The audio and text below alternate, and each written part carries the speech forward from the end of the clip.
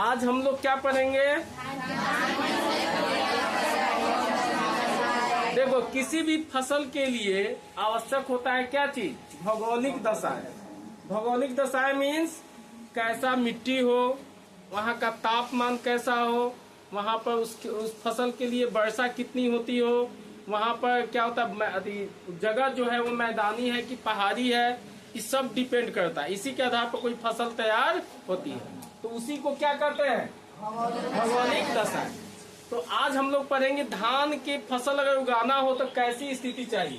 तो धान की फसल के लिए उस एरिया का तापमान कितना होना चाहिए? 20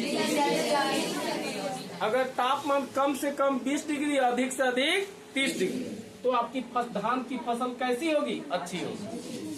वहाँ पर वर्षा, चूंकि धान की फसल के लिए वर्षा ज्यादा चाहिए, तो वर्षा कितना चाहिए? कम से कम। अगर 100 से कम हुआ तो समझो सुखाड़ पड़ गया। अभी कुछ दिन पहले किसान सब कितना चिल्ला रहा था, वर्षा हो नहीं। उसके बाद अलावा से धान की फसल किस मिट्टी में सबसे अच्छी होती है? जलोढ़ मिट्टी। वहाँ की मिट्टी कैसी हो? जलोढ़ हो। फिर उसके लिए मैदान कैसा हो? तो समतल।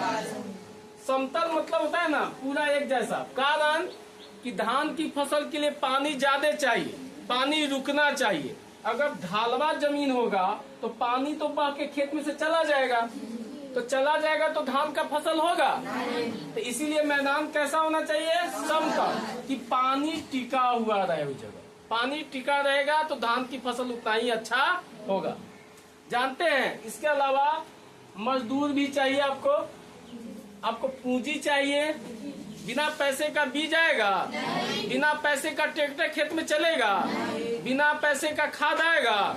तो इस सब भी आपके लिए जरूरत है, पूंजी की आवश्यकता। बिना पूंजी का तो भगवानों खुश नहीं होते हैं। पैसा नहीं होगा तो अगरबत्ती कहाँ से आएगा? बतासा कहाँ से आएगा? मिठाई। तो उसी तरह से अगर धान की फसल को खुश करना हो तो यह सभी चीज आपको चाहिए। जानते हैं कि इसके प्रमुख उत्पादक देश कौन कौन है पूरा विश्व में? तो सबसे ज्यादा धान की उपज होती है कहाँ? उसके बाद Bharat, Indonesia, Bangladesh, Vietnam, Sri Lanka, Japan इत्यादि। इन सभी देशों में धान की फसल बहुत अच्छी होती है।